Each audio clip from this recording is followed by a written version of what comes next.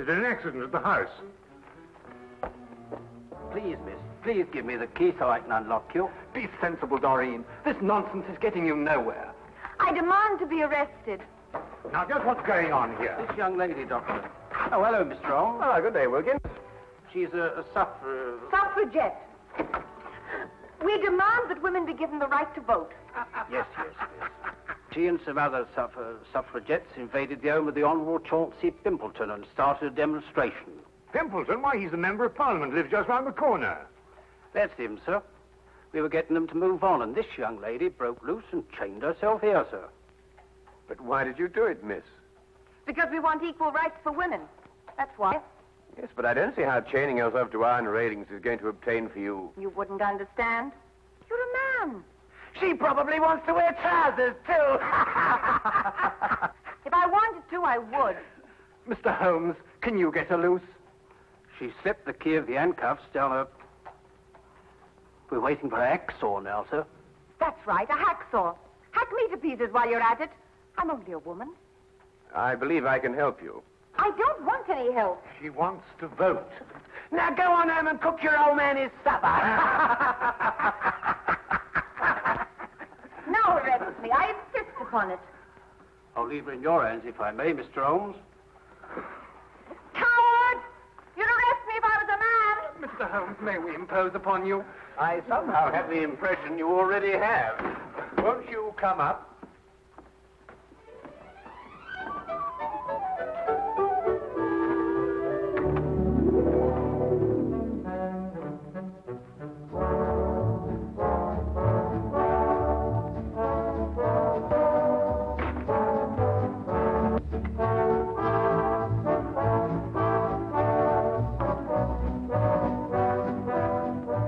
Permit me to introduce ourselves. This is my fiancée, Miss Doreen Meredith. First secretary to give the women the vote. I'm delighted to meet you, Miss Meredith. And I'm Henry Travers, personal secretary to Mr. Pimpleton. Oh, yes. I seem to remember that it was Mr. Pimpleton who led the attack on the suffragette bill in the House the other day when it was defeated. And very, very resoundingly defeated. Yes, that old stuffed shirt. He'll be sorry. I wish you'd get out of this Give Women the Vote League, Doreen. It's dangerous. Yes, I can see that it has its inconveniences, Mr. Travers, but I don't really believe that it's dangerous.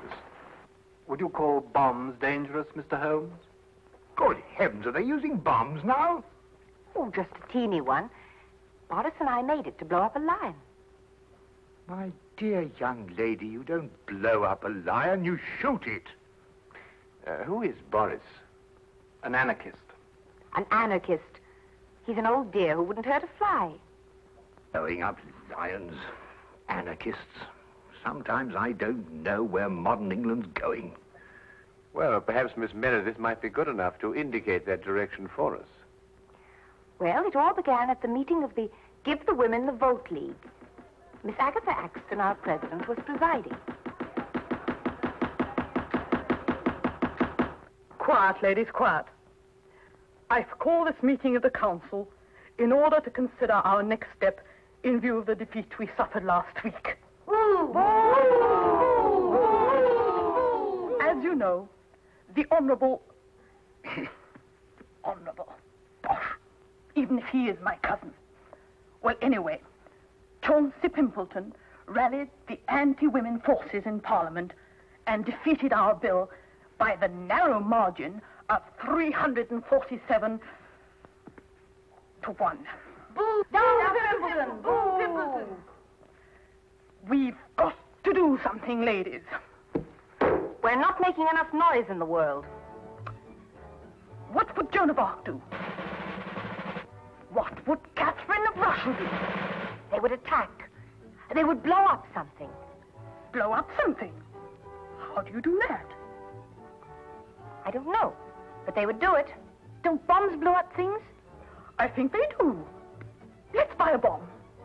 Where can you buy one? I've never heard of a bomb shop. We could make one.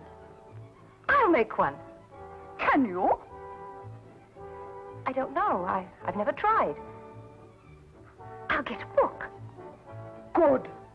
But, what shall we explode? Let's explode a lion. Wonderful. We'll explode a lion. A very small one, of course. Well, anyway, I didn't know how to make a bomb. So, So she advertised in the Times. Wanted, a person who knows how to make a bomb. Oh, yes, yes. Dr. Watson and I read the advertisement. We tried to decipher it under the impression that it was a code. Never occurred to us for a moment that it meant what it said. well, anyway, Boris answered it. Yes, that's right. I am the person who makes a bomb. Sit down. Please, it is you who advertised. Yes, it's me. I'm so glad you answered, Mr. Turgov, Boris Turgov. Do you really know how to make a bomb, Mr. Turgov? All over the world I have made bombs. Big ones and little ones. Bombs that go... and bombs that go... Well, you must understand, we don't want to hurt anyone. We just want to blow up one of the lions in Trafalgar Square. I think a little bomb would do, one that goes... One that goes... Do your bombs make a lot of noise? Not those that go... Oh, I must ask you just another question. It's a matter of principle. Do you believe in the equality of the sexes? Please, I'm an anarchist. All I believe in is nothing. Oh, excuse me. That sounded funny. Have you the ingredients for the bomb, please? Oh, well, I'm afraid you'll think me an awful amateur, but I don't know what ingredients go into a bomb. Is nothing. We will go to the chemist and buy them.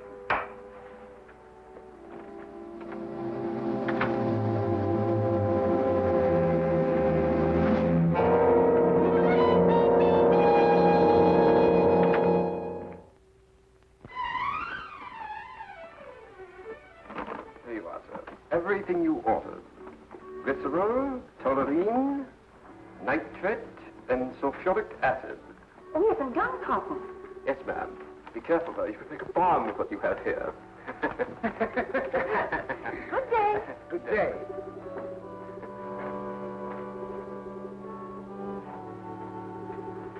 Glycerol, toluene, nitrate, and sulfuric acid. Gunpowder. Good Lord, that's all they can make with the stuff. A bomb.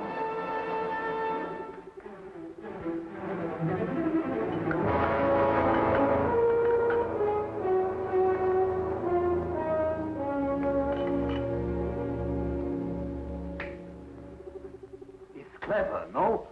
A green croquet ball. Who would suspect a green croquet ball? Well, I'm sure I wouldn't. Like this, it unscrews in half. Are you sure it'll work? With a trigger, yes. With no trigger, no. A trigger I must put in. Have you bought some wire, please? Oh, no, I'm afraid I forgot. Would a hairpin be all right? Is possible.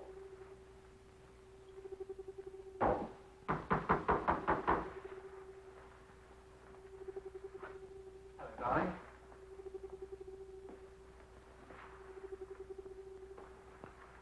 Guess what this is? Well, croquet ball, of course. No, it isn't. Here, let's put it back into the garden.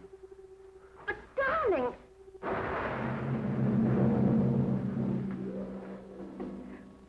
Well, fortunately, Boris made the wrong formula. It was only a small explosion. And so you made another bomb out of a croquet ball. Oh, yes, we went to work on it right away. Where is it? Here. Doreen! Good Lord, get it away from her, Holmes. Well, it won't go off unless it's hit very hard. Might I see it, Miss Meredith? Take care, my dear chap. That's no croquet ball, you know. That's precisely what it is, Watson. Just a very ordinary croquet ball with a crest on it. Why, that's Mr. Pimbleton's favorite croquet ball from his garden set. And the crest? The family's. His uncle's the Earl of Clareborough. His favorite croquet ball, did you say, Mr. Travers? Does he always use a green one? Always. He plays every afternoon at 5. He's as regular as a clock. Then if that's his croquet ball, then someone must have... Exactly, Watson. Well, then he'll go and play croquet with a bomb. What time is it now? 5 o'clock. He only lives just around the corner. If he's as punctual as Mr. Travers says he is...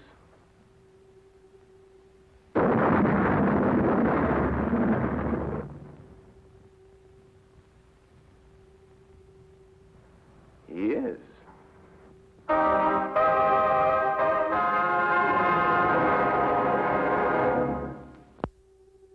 He was standing here when it happened. It was his first swing at it. And that's the first time in the history of Scotland Yard a man's been killed that way. Oh, really, Lestrade? Was there anyone else with him at the time? Fortunately, no. Mr. Pimpleton had invented a game where he played alone. He always won that way. Tell you that ball, Holmes, might be another bomb.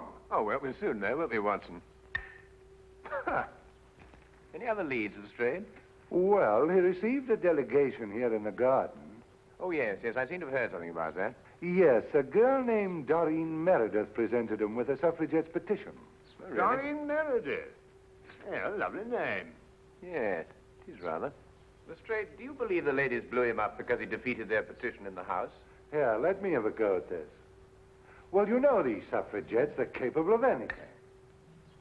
These wickets aren't in line, you know. No, it's not that, Lestrade. Your swing is wrong. Look. But nevertheless, bombing seems a bit drastic even for suffragettes. So is this business of their wanting a vote. Well, why not give them the vote? They couldn't do any worse with it than we have. Oh, hello, sir. This is Mr. Travers, Mr. Pimpleton's private secretary. Mr. Holmes, Dr. Watson. Oh, I've already How do you met do, him. Mr. Travers? You've already what? Oh, I've already seen Mr. Holmes down from the window. I understand that Mr. Pimpleton was the heir of the old Earl of Clareborough. Yes. Tell me, who is next in line to the title? Well, possibly I am. I'm a remote cousin of the Earl's. Yes. I understand that you were in the garden with Mr. Pimpleton when the delegation from the suffragette movement called on him. Yes, I was. Interesting. Do you play croquet, Mr. Travers? No, I prefer lawn tennis. Quite so, quite so. But you really ought to try croquet, you know. Under normal circumstances, it's a fascinating and completely harmless game. From the Pimpleton, Holmes suggested a stroll in Hyde Park. I suspected what he hoped to find there. Here in Hyde Park, where vast multitudes of people can gather to hear us, under the banner of free speech, I call on the women of England to demand equal rights with men. We cook, we sew, we scrub. Why shouldn't we vote? Throughout the ages, women have been the pawns of men. Men of England, hold your ground. Keep women where they belong, in the kitchen. Women of England, keep out of the kitchen. Give them the vote now, and in 5 years' time, they'll be running the country. Sir, I ask you, are women slaves? Sir, I ask you, are they capable of voting? I no speak English.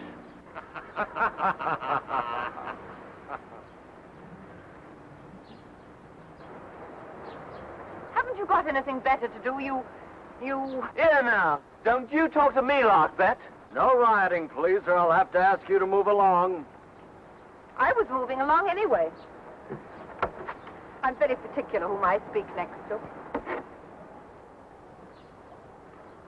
Huh? Free speech. You say something men don't like, they tell you to move on. Well, of course, Miss Meredith, like all prophets, you're ahead of your times. And without honor in your own country. Oh, Miss Meredith, we'd like to ask you a few questions about Boris Turgoff. Oh, poor Boris. He'll never forgive me for getting him in this fix. He's so gentle, really.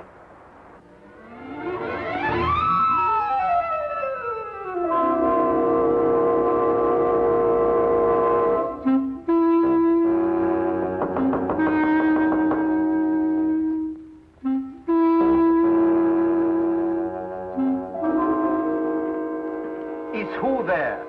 Sherlock Holmes. You want what? I'd like to have a word with you, Mr. Turgoff.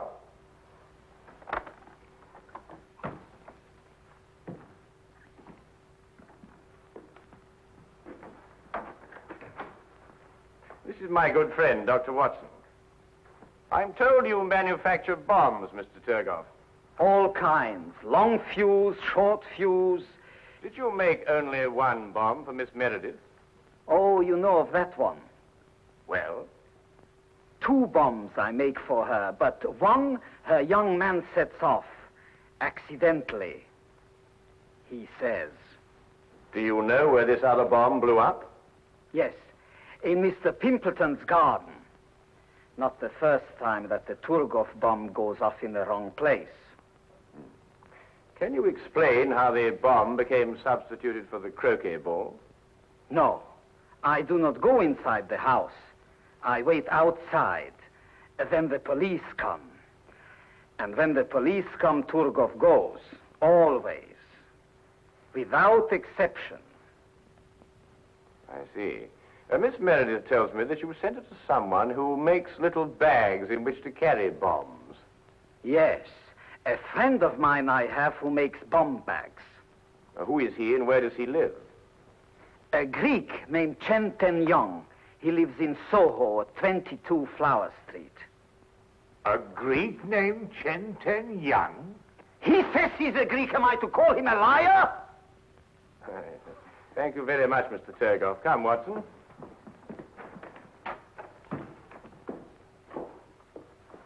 Mr. Turgoff, I wouldn't manufacture any more bombs if I were you. Scotland Yard's looking for you.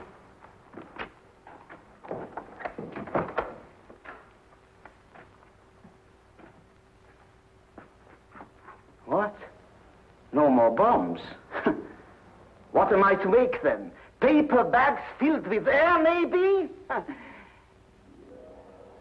Paper bags.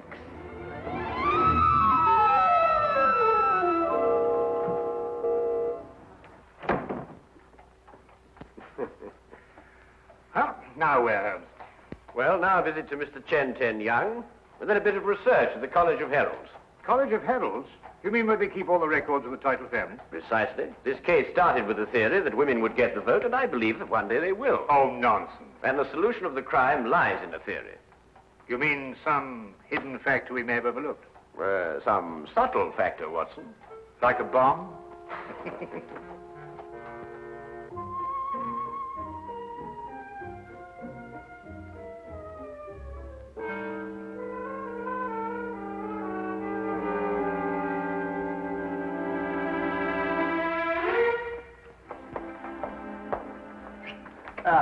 Holmes. Dr. Watson? Isn't it a wonderful day? Yes, that's straight. You look very pleased with yourself. I am, Holmes, I am. I'm going to give you a sample of Scotland Yard at work. No magnifying glasses, just plain, ordinary police routine. Excuse me, Dr. Watson.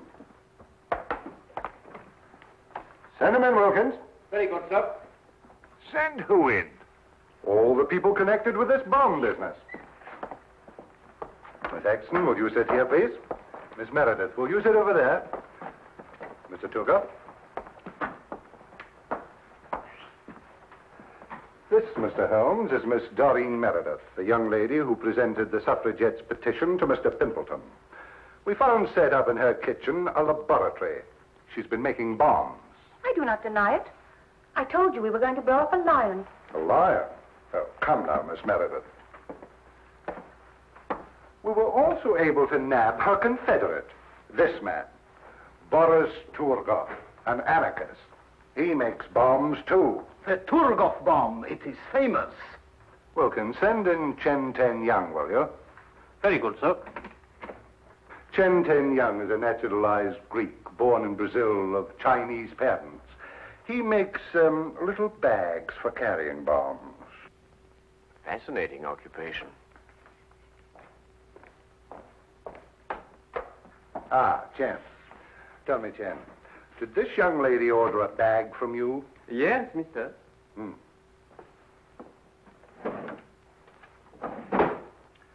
Did you make this bag? Yes, mister. 5 shillings 6 pence. That is all, but on price. I see. Well, there it is, Holmes. There you are. An open and shut case. Miss Meredith killed Pimpleton because he was anti-suffragette. Ingenious, Lestrade. Really quite ingenious. You know there's only one thing wrong with it. What?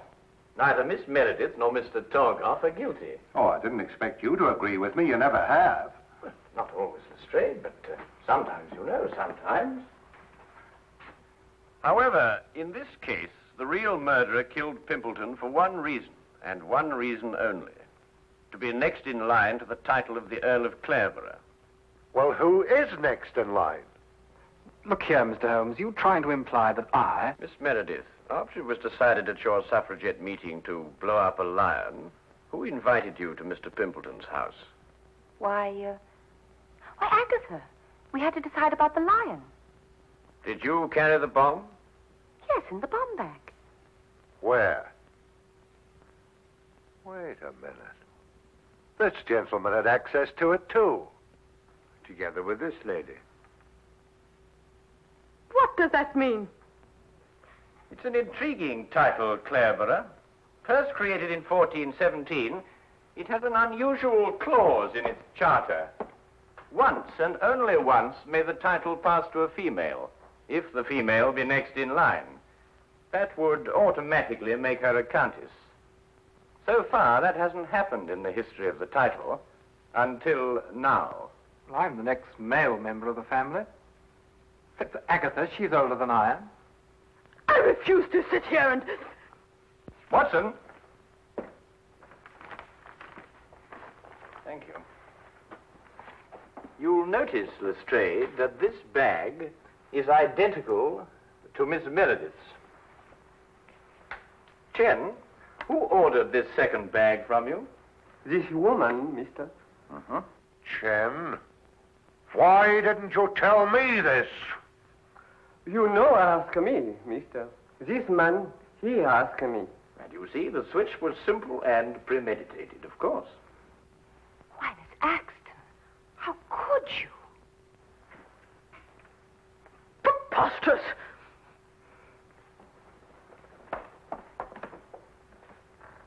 Anyway, young man, you had no right to come into my house and get that handbag.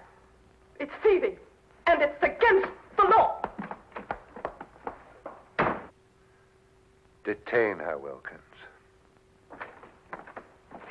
Mr. Holmes, whatever made you think of Aunt Agatha?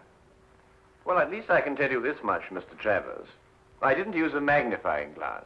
You see, the true deductive mind knows just when to substitute routine investigation for deduction. Are you going somewhere, Lestrade? I have crossed the room, Mr. Holmes. I have put on my hat. I deduce, therefore, that I am leaving.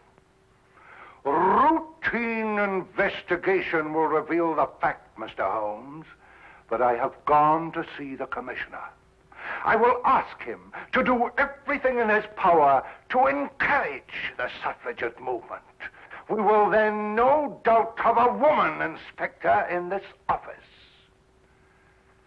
And when Boris gets out of jail, Mr. Holmes, I will ask him to make me little bombs. I will then go about London, blowing up lions. Good day!